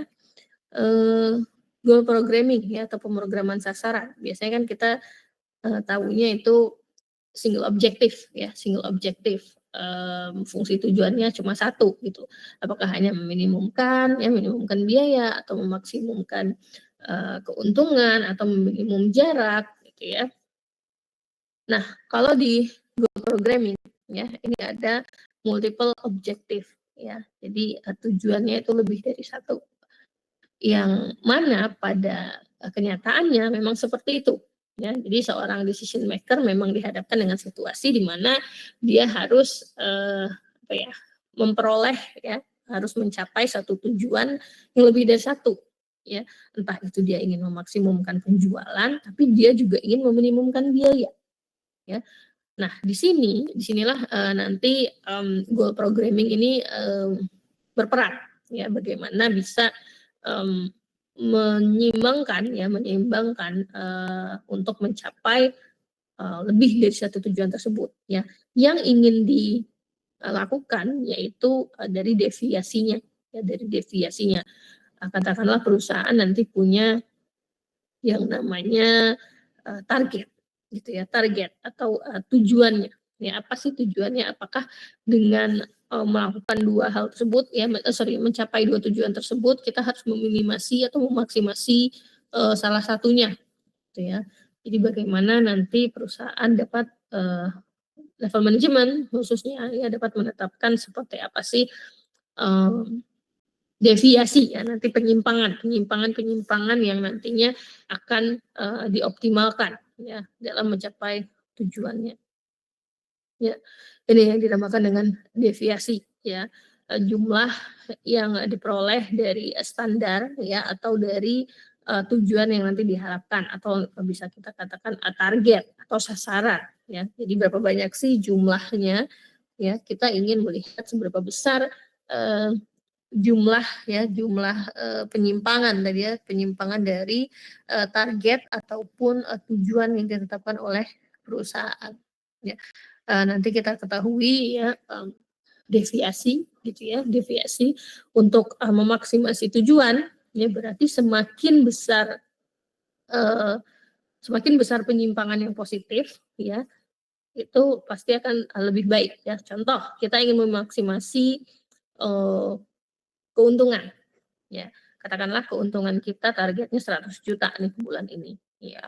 Kalau misalnya target kita itu jika misalnya kita peroleh itu di atas target ya, atau di atas sasaran, katakanlah 200 juta, berarti kan itu akan lebih baik hasilnya ya. Tapi bagaimana kalau misalnya yang diperoleh tadi profitnya di bawah sasaran ya, berarti itu ya tidak lebih baik, akan terjadi penyimpangan. Itu yang akan kita berarti kita berbicara tentang minimasi penyimpangannya ya, penyimpangan dari target tadi, yaitu targetnya untuk keuntungan tadi ya, itu untuk tujuan yang dimaksimasi ya. Sebaliknya ya, kalau ingin diminimasi berarti semakin sedikit itu akan lebih baik ya, the less the better ya. Lalu untuk exact goals ya, yang tujuan yang tepat, harus jumlah itu exact 100.000 katakanlah gitu ya, berarti kedua penyimpangan baik itu yang positif nanti ataupun negatif itu dua-duanya tidak ingin dicapai ya, berarti kita harus mencapai nilai deviasinya itu 0, baik di deviasi positif ataupun di deviasi negatif ya. Ya, di sini untuk variabel dengan komponen positif dan negatif ya. Jadi ada variabel komponen positif dan variabel komponen negatif. Kita lagi-lagi punya yang namanya variabel keputusan ya. Di sini adalah XJ ya. XJ ini merupakan selisih dari XJ positif kurang XJ negatif. Apa itu XJ positif ya? Apa itu XJ negatif? XJ positif bukan berarti yang nilainya positif ya. XJ negatif bukan berarti nilainya negatif ya, tidak seperti itu ya. Di sini ya, positif means di atas sasaran ya. Berarti kalau dia di atas sasaran, di atas target, itu kita sebut dia dengan XJ positif. Tapi kalau dia di bawah sasaran atau di bawah target, kita sebut dia XJ negatif ya. Di mana XJ positif dan XJ negatif ini lebih dari sama dengan 0 ya. Bukan berarti nilai XJ negatif ini adalah negatif, tidak ya. Dia harus lebih dari sama dengan 0. Nah, lalu untuk komponen positif, XJ positif ya, dia akan bernilai lebih dari sama dengan 0 ya jika nilainya positif ya. Kalau komponen negatif ya, nilainya negatif untuk XJ kurang dari sama dengan 0 ya.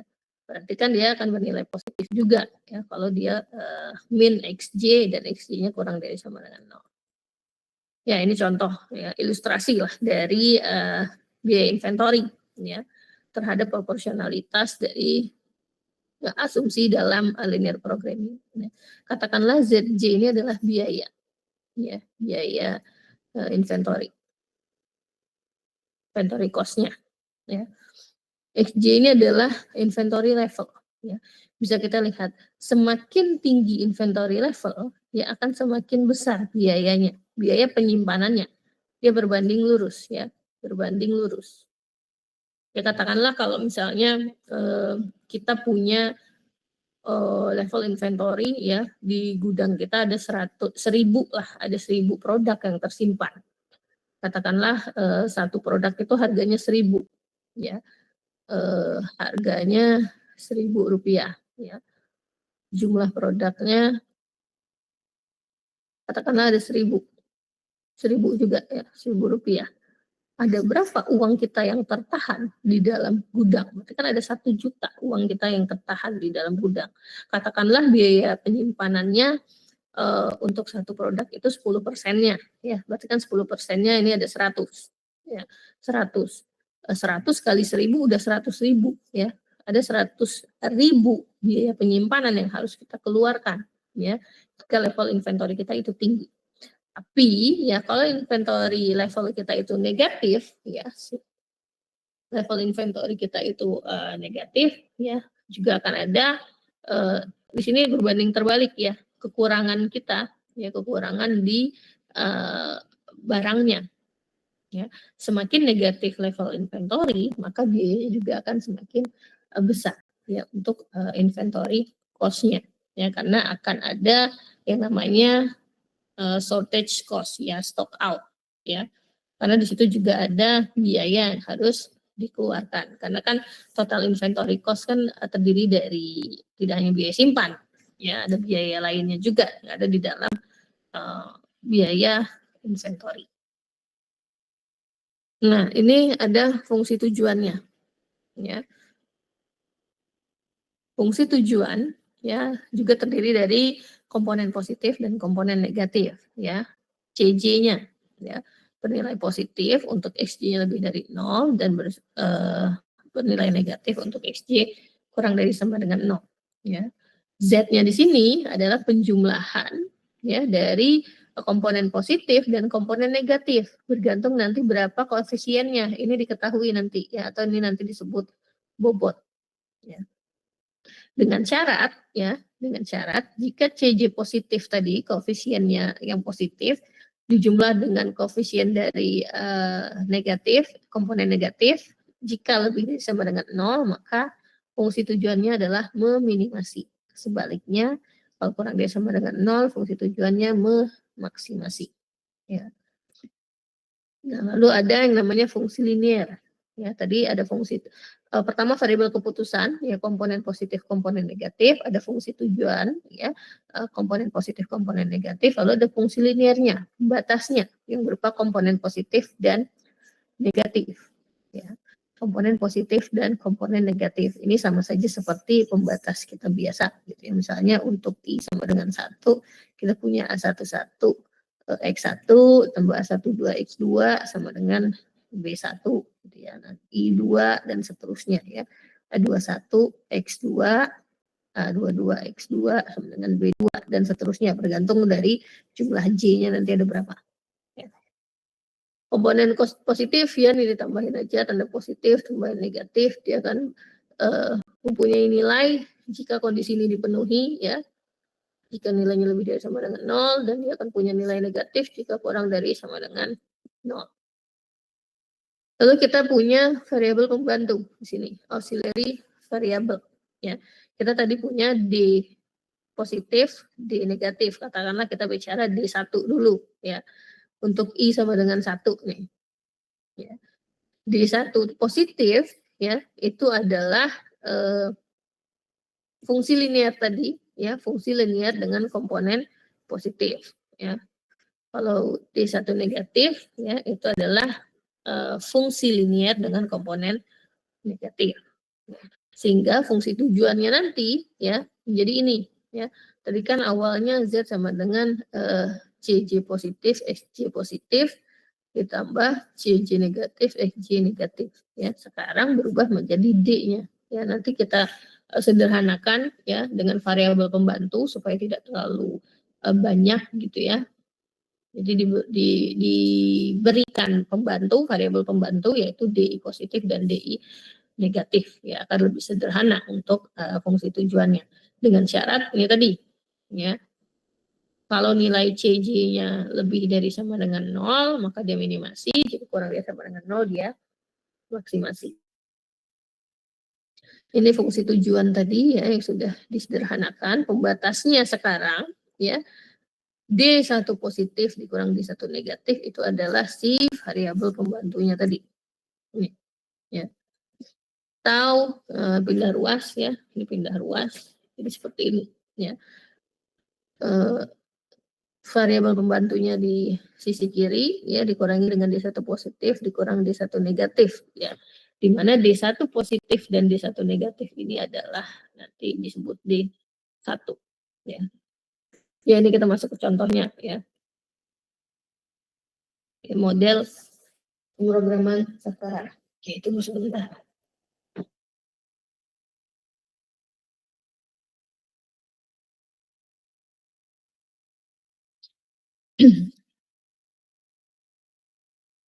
Oke, jadi pendekatan dasar dari goal programming ini yaitu bagaimana nanti menetapkan satu sasaran numerik tertentu dari tiap tujuan, ya, merumuskan satu fungsi tujuan dari tiap-tiap tujuan dan mencari solusi yang meminimasi jumlah atau terbobot nanti ya deviasi dari fungsi tujuannya dengan sasaran masing-masing. Ya. Nanti ada dua kasus ya. Yang pertama non preemptif ya. Di mana non preemptif ini semua sasaran dapat dibandingkan dengan tingkat kepentingannya melalui bobot. Ya, nanti ada bobot-bobot yang diberikan ya. Lalu dengan preemptive goal programming di mana tingkat kepentingan sasaran dinyatakan dengan prioritas. Ya. Kita masuk dulu nanti ke non preemptive ya. Di sini non preemptive. Fungsi tujuannya adalah Z ya, di mana Z total dari W ini adalah bobot ya, bobot nanti yang diketahui dari setiap sasaran ya, bobot baik untuk komponen positif ataupun komponen negatif ya. Di positif ini tadi kan adalah variabel pembantu ya, 1J X J tadi ya. Ini untuk komponen positif, nanti juga akan ada untuk komponen negatif. Ya. W ini nilainya akan diketahui ya. Dengan pembatas ya ini ya pembatasnya bahwa setiap pembatas tadi ya kita kurangi dengan selisih dari variabel pembantunya tadi ya, DI positif dikurang DI negatif, di mana semua nilai D dan nilai X itu lebih dari sama dengan 0. Sorry, mana tadi? Ya, ya ini contoh perumusan ya, perumusan model goal programming. Ya, jadi nanti kalian hanya cukup membuat model matematisnya. Oke, jadi di sini suatu PT XYZ katakanlah ya sedang mempertimbangkan untuk memproduksi 3 produk baru untuk menggantikan produk lamanya. Ya, manajemen mempertimbangkan 3 faktor utama dalam pengembangan produk baru, yaitu profit jangka panjang, lalu ada stabilitas jumlah tenaga kerja, yang ketiga jumlah investasi modal. Ya, manajemen menetapkan 3 sasaran. Ya, jadi ada 3 sasaran atau 3 target ya. 3 goal ya, 3 tujuan dari perusahaan tadi. Yang pertama mencapai profit jangka panjang minimal 125 miliar. Artinya ya, profit jangka panjang itu tidak boleh kurang dari 125 miliar ya. Minimal 125 miliar. Bagaimana kalau misalnya profit yang diperoleh dalam jangka panjang itu hanya 120 miliar, Bu? Oh, berarti dia tidak mencapai sasaran, ya. Itu yang ingin kita ingin kita minimasi untuk profitnya, ya. Karena tujuannya kan maksimasi nih yang kalau di profit ya, berarti kita ingin mencari keuntungan yang sebesar-besarnya, ya. Nah, kita ingin meminimasi jumlah penyimpangan dari target kita, ya. Tidak mungkin perusahaan mau selisih dari targetnya tadi ya, selisih keuntungan yang diperoleh dari targetnya itu sangat jauh ya. Pasti dia ingin penyimpangannya itu sedikit. Bahkan dia ingin penyimpangannya itu lebih ya, supaya apa ya, berarti kalau penyimpangannya lebih ya berarti akan diperoleh keuntungan yang lebih besar dari 125 miliar. Ya. Berarti di sini minimal 125 miliar berarti tandanya ya lebih dari 125 miliar.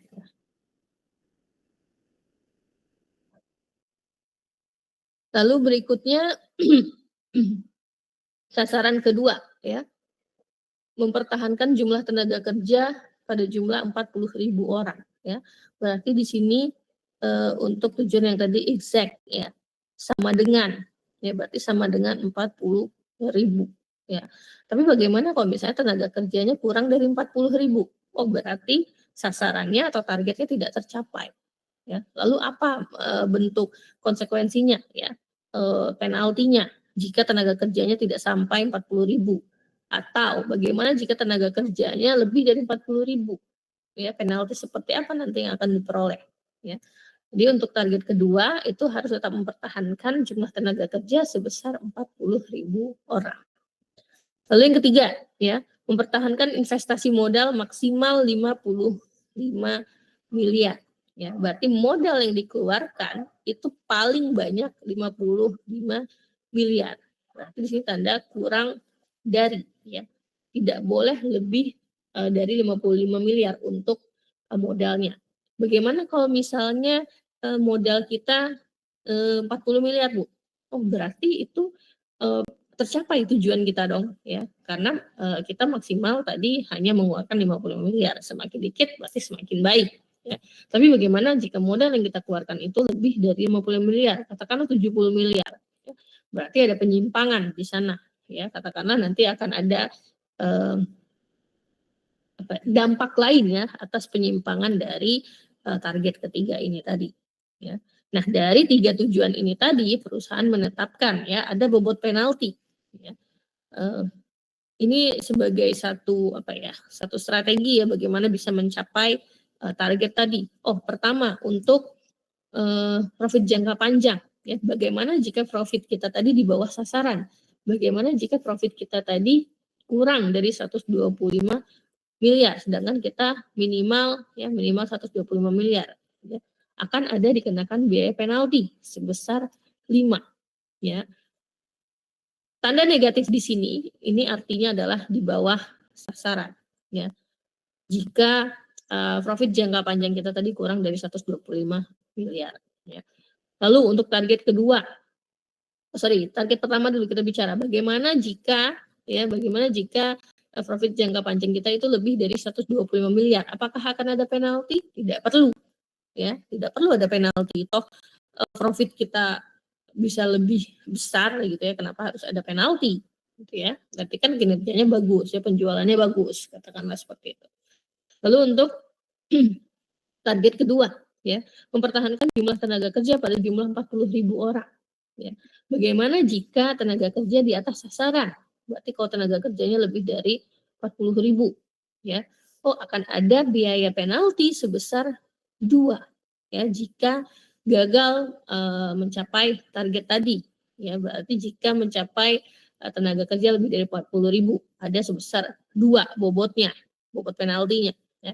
Lalu bagaimana jika tenaga kerjanya kurang dari 40.000, ya. 40.000. Oh, akan ada penalti lagi sebesar berapa? Sebesar 4. Ya, ini sudah ditetapkan oleh manajemen perusahaan pastinya, ya. Lalu yang ketiga, ya, mempertahankan investasi modal maksimal 55 miliar, ya. Artinya di sini, ya, investasi kita itu tadi, ya, harus kurang dari 55 miliar. Tidak boleh lebih dari 55 miliar. 55 miliar.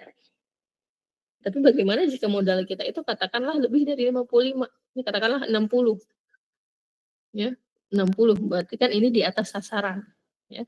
Berarti modal yang kita keluarkan, biaya yang kita keluarkan malah lebih besar, sehingga akan ada penalti sebesar 3, ya. Kalau di atas sasaran tandanya positif, ya, kalau di bawah sasaran tandanya negatif. Ini hanya untuk menentukan dia apakah merupakan komponen positif atau komponen negatif, ya. Intinya jika dia di atas sasaran, ya, sasaran berarti dia komponen positif, ya. Positif, ya. Kalau di bawah sasaran, dia komponen negatif, ya. Komponen negatif. Tadi kan udah disampaikan kan sebelumnya bahwa sasarannya seperti apa, targetnya seperti apa ini. Baik dari profit, jumlah tenaga kerja ataupun dari investasi, ya. Lalu berikutnya diketahui parameter, ya. Tadi kan disebutkan ingin mengembangkan 3 produk baru, ada produk 1, produk 2, produk 3, ya. Nah, dari masing-masing produk ini untuk profit, ya, untuk profit jangka panjang, untuk X1 kita bisa dapat 12 nih, ya, 12 ya apapun satuannya, ya, 12 miliar katakanlah dengan memproduksi produk 1. Lalu produk 2 kita dapat 9 miliar dan produk 3 15 miliar, ya. Di mana total dari ketiga produk ini, ya, itu harus lebih dari sama dengan 125 miliar. Tapi bagaimana jika tidak tercapai tadi bobotnya sebesar 5, ya. Lalu level tenaga kerja ada 532 untuk masing-masing produk, ya. Ini 1000, ya. Jika dia di atas sasaran, kena penalti 2. Jika dia di bawah sasaran kena penalti 4. Ya, investasi modal untuk masing-masing produk itu tidak boleh lebih dari 55 miliar. Jika di atas sasaran maka dikenakan penalti sebesar 3. Ya. Ini jadi perumusan untuk masing-masing sasaran, ya. Sasaran pertama tadi sasaran profit. Sini ada 12. Oke, produk satu ini kita beri nama X1, X2, X3, ya. Jadi untuk profit jangka panjang sasaran pertama, ya, ada 12X1 ditambah 9X2 ditambah 15X3 lebih dari sama dengan 125, karena target kita tadi, ya, itu minimal 125 miliar, ya. Lalu sasaran kedua 5X1 ditambah 3X2 tambah 4X3 itu sama dengan 40.000, ya, karena target kita tadi adalah, ya, mempertahankan jumlah tenaga kerja sejumlah 40.000 orang, ya. Maka di sini tandanya sama dengan. Lalu di ketiga, ya, investasi modal 5X1, 7X2, 8X3 itu tidak boleh lebih dari 55 miliar. Tandanya kurang dari sama dengan. Nah, sekarang kita masuk ke fungsi tujuannya, ya. Fungsi tujuannya tadi kita lihat, ya, bahwa untuk non preemptif, ya, itu sama dengan Z W1 D1 positif ditambah B1, jangan ini, sorry, bentar.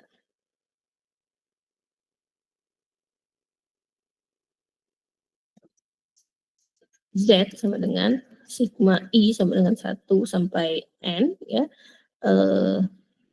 WI positif, DI positif ditambah WI negatif, DI negatif, ya. Kita punya 3 sasaran, ya. I tadi sama dengan sasaran. Berarti kita punya sasarannya 1, 2, 3, ya. Sasaran 1, ya, I sama dengan 1, kita tadi punya negatif, ya. Kita punya D1 negatif, ya. D1 positifnya tidak ada. I sama dengan 2, kita punya D2 positif dan D2 negatif. I sama dengan 3, kita punya D3 positif, ya. Dengan masing-masing bobot. Ini tadi bobotnya 5. Ini tadi bobotnya 2. Ini tadi bobotnya 4 dan ini bobotnya 3, ya. Makanya nilai-nilai ini ada di dalam sini, ya. 2, 4, 3 dan seterusnya, ya. Kenapa dibuat seperti ini dulu, ya? Ini tadi adalah variabel pembantu, ya. Mana variabel pembantu ini tadi? Ya, ini variabel pembantunya. Nilai ini, ya. Nilai variabel pembantu. Nah, nilai variabel pembantunya kita masukkan ke yang ini tadi, ya. Tinggal kita pindah ruas. Jadi ini 12X1 tambah 9X2 tambah 15X3 kurang dari 125, ya. Di sini di mana nilai ini untuk D1, ya. Untuk D1, ini untuk D2, ini D2 dan ini untuk D3.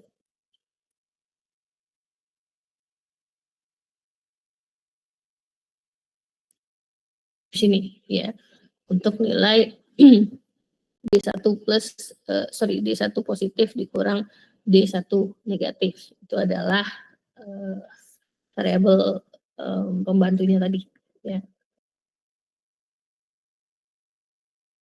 Nah, nilai yang di dalam sini ini adalah DI, ya, entah itu positif atau negatif. Di sini kan belum ada tandanya positif atau negatif, ya.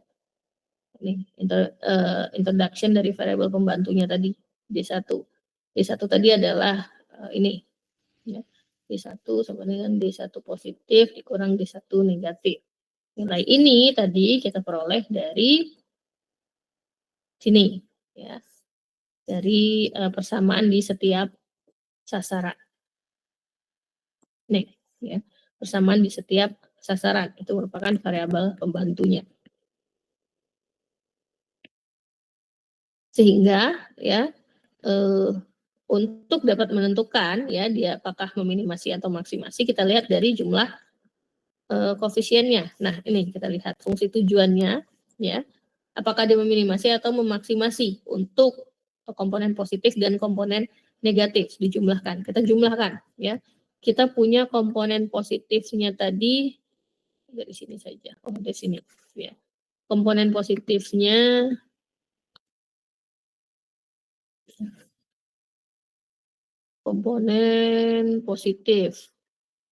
kita punya 5 dan berapa nih? Sorry, kok 5? 2 dan 3. Komponen negatif kita punya 5 dan 4 ya. Jadi kan CJ positif ditambah CJ negatif ya, lebih dari sama dengan 0 itu minimasi, kurang dari sama dengan 0 itu maksimasi. Kita tambahin nih semua nih ya. Berarti di sini kita punya 2 tambah 3 tambah 5 tambah 4, jelas ini positif ya, lebih dari sama dengan 0. Makanya fungsi tujuan kita di sini kita buat minimasi. Ya. Nilai Z ini tadi kan diperoleh dari WI positif, DI positif, tambah WI negatif, DI negatif. Ya. Kenapa di D1 ini cuma negatif? Karena dia cuma punya nilai DI negatif. Di D2 dia ada positif negatif, D3 dia punya positif. Ya. Ini fungsi tujuannya dengan pembatasnya. Pembatasnya ini tadi dari variabel pembantunya tadi. Ya. Pertama kita gunakan dulu si sasarannya, ya persamaan pada setiap sasaran kita kurangi dengan variabel pembantunya tadi, ya. Untuk tandanya semua kita buat dengan sama dengan ya, karena tadi di variabel pembantu ya mana tadi variabel pembantu ya ini ya kita kurangi dengan penjumlahan dari deviasi positif dikurang dengan deviasi negatif.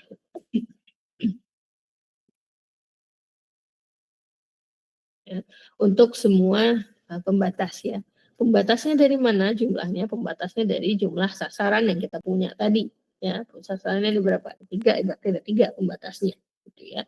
Dengan setiap nilai X-nya itu lebih dari sama dengan 0 dan nilai D-nya ya baik positif maupun negatif itu harus lebih dari sama dengan 0.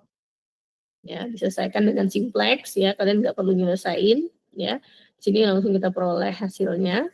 Nilai X1 25/3, X2 0, X3 5/3.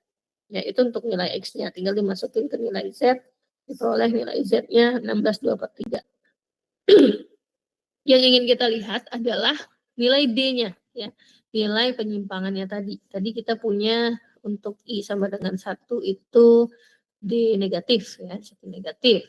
I sama dengan 2 itu D2 positif dan D2 negatif.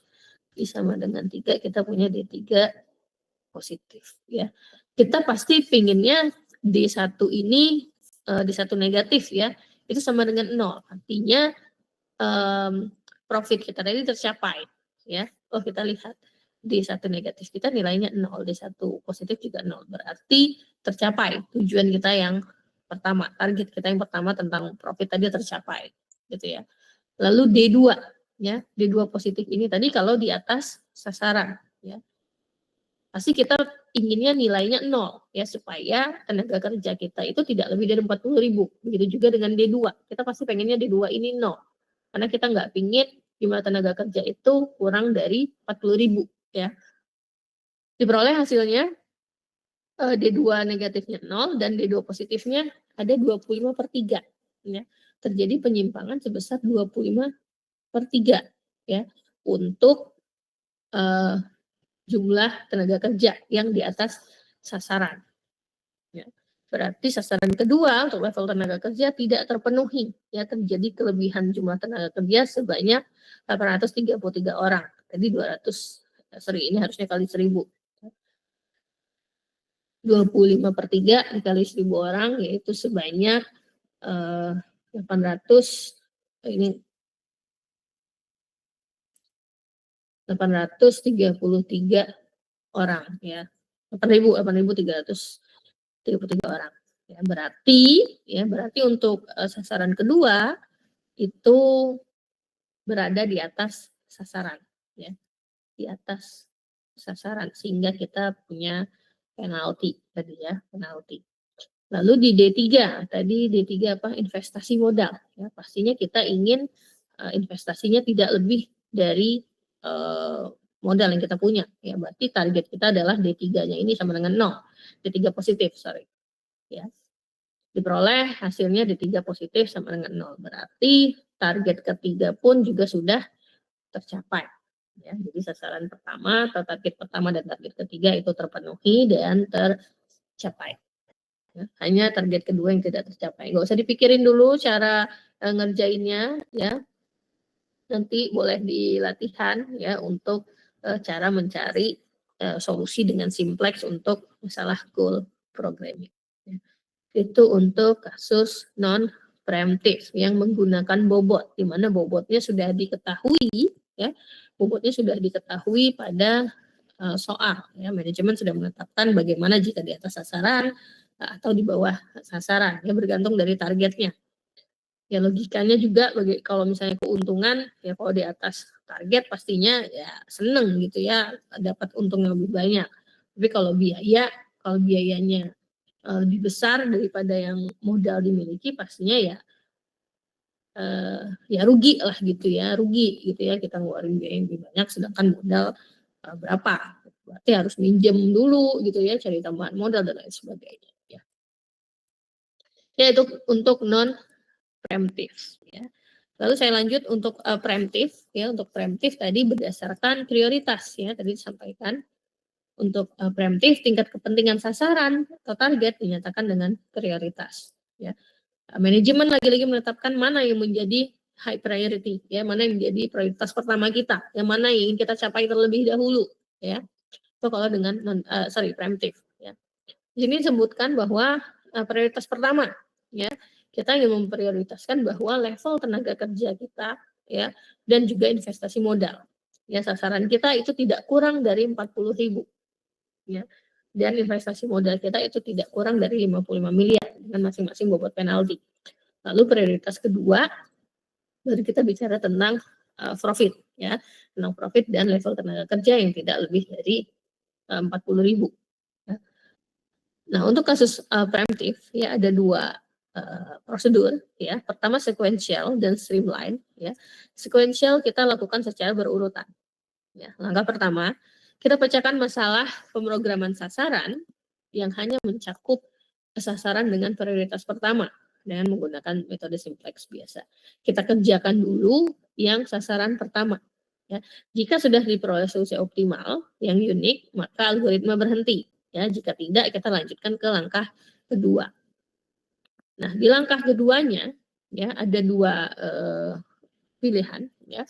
Pertama, jika Z-nya kita peroleh nilainya 0, ya, kita tambahkan sasaran dengan prioritas kedua. Ya, kita libatkan sekarang prioritas keduanya. Ya, variabel pembantu yang menunjukkan penyimpangan, ya, dari sasaran sebelumnya, sasaran pertama itu kita hilangkan dari model, nggak perlu lagi kita masukkan. Ya. Tapi bagaimana jika Z-nya lebih dari 0?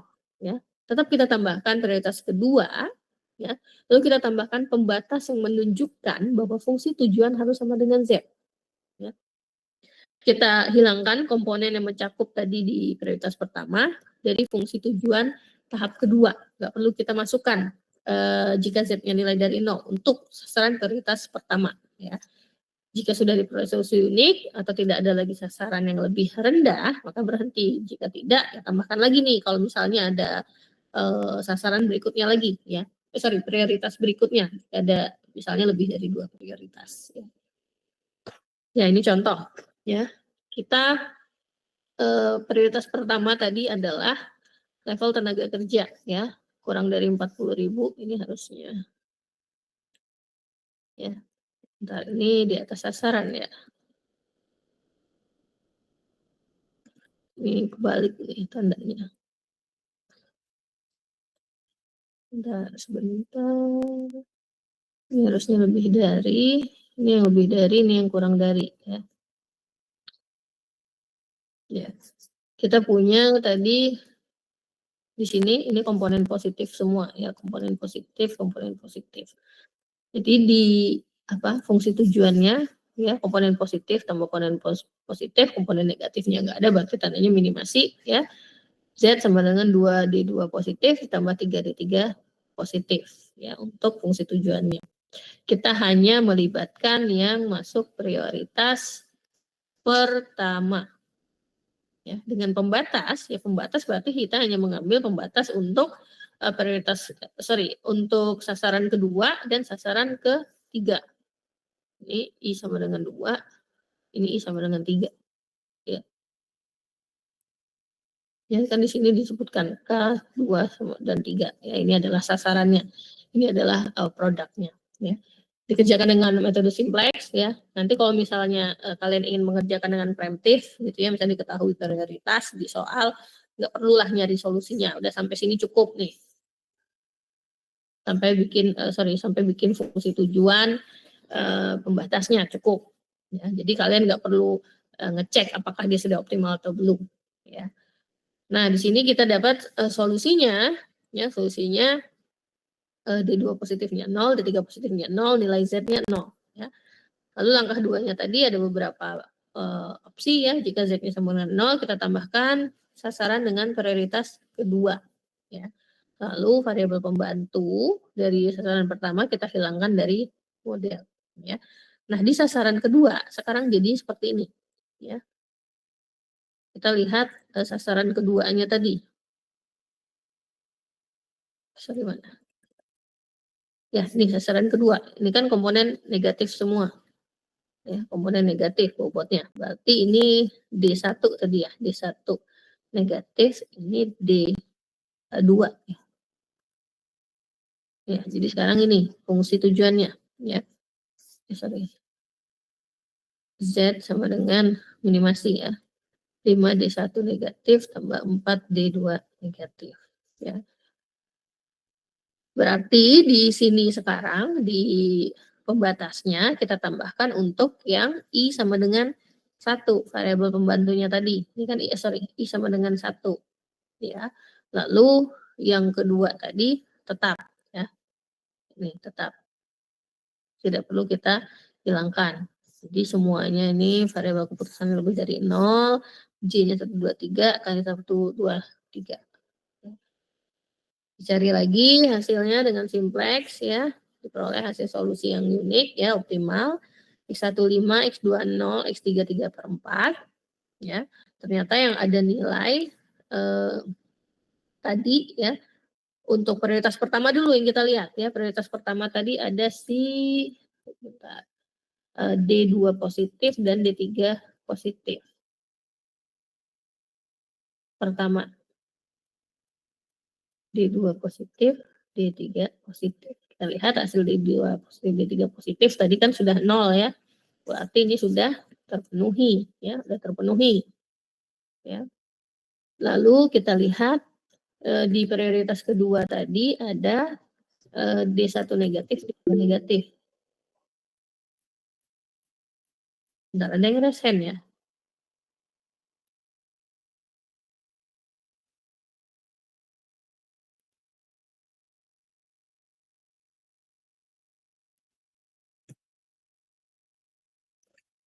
Bentar, sebentar lagi sahabat.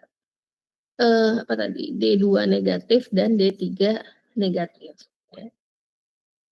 D2 negatif, D1 negatif, salah. D1 negatif, D2 negatif. D1 negatif dan D2 negatif. Ya, D2 negatifnya 0, berarti sudah terpenuhi. Berarti D2 negatif tidak terjadi penurunan jumlah tenaga kerja. Tapi D1 negatifnya ada nilai nih, ya, yaitu sebesar 8/3/4. Artinya di sini ya terjadi profit yang kurang dari sasaran, ya. Profitnya kurang dari 125 miliar, ya, tidak terpenuhi sebesar 8/3/4 dari sasarannya tadi, tinggal dikali tadi sasaran berapa, 125, 8 kali 100 ya sekian lah ya hasilnya. Itulah hasil dari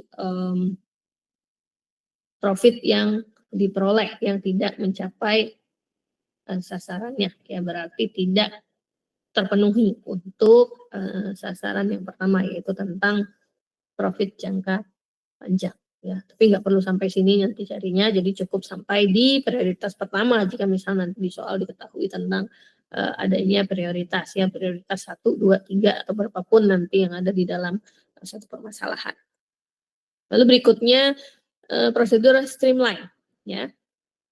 Untuk prosedur streamline, ya, metode simplexnya dijalankan satu kali, beda dengan yang tadi, ya. Kalau sequential dia secara berurutan, jika belum diperoleh solusi optimal, dia lanjut ke prioritas berikutnya, ya, sampai prioritas terendah atau prioritas terakhir. Kalau di streamline, ya, jika hanya terdapat 2 prioritas, prioritas pertama kita beri nilai M, prioritas kedua kita beri nilai 1. Tapi jika terdapat K prioritas, maka M1 lebih dari M2, ya. Lalu ada MK-1 sampai 1. Katakanlah prioritas kita punya 5, ya. Nanti akan ada M1, M2, ya, M3, M4 dan 1. Ya, ini untuk setiap bobot yang diketahuinya juga, pasti diketahui bobotnya nanti. Ya. Nah, untuk contoh soal yang sama, kita kan tadi punya 2 prioritas, ya. Prioritas pertama tadi ada, saya lupa tadi. D2 positif, D3 positif, ya. D2 positif itu tadi nilainya berapa? 2. D3 positif nilainya 3 apa 4 tadi ya? Bentar. 3, ya. Dan prioritas kedua ini ada D1 negatif nilainya tadi 5, D2 negatif nilainya 4, ya. Nah, untuk fungsi tujuan dan pembatasnya, ya, kita masukkan semuanya, ya. Tadi kita punya D1 negatif bobotnya 5, ya. D2 positif ini adalah prioritas pertama, ya. Saya kasih P1, kita beri dia nilai M, ya, koefisiennya, ya, koefisiennya kita kalikan dengan M. Ini tadi prioritas kedua, ini prioritas ke-1 juga, ya. Kita berikan koefisien M sehingga fungsi tujuannya jadi seperti ini. Ya. Untuk prioritas kedua atau untuk prioritas kedua yang diberi koefisiennya 1, ini kan hanya dikali 1, kan kali 1 kan sama saja dengan 5, ini sama dengan 4, ya. Pembatasnya masih sama, ya, pembatasnya tidak ada yang berubah. Hanya di fungsi tujuannya saja, ya, yang membedakan antara prioritas 1 dan prioritas 2 ataupun jika lebih dari 2 prioritas, ya. Yang dikasih tadi contohnya M1, M2, M3 dan seterusnya. Ya, sampai di sini perumusan model matematisnya untuk yang streamline prosedur, ya. Nanti diselesaikan dengan metode simplex, ya, metode simplex seperti biasa, ya. Itu untuk masalah rule programming, ya.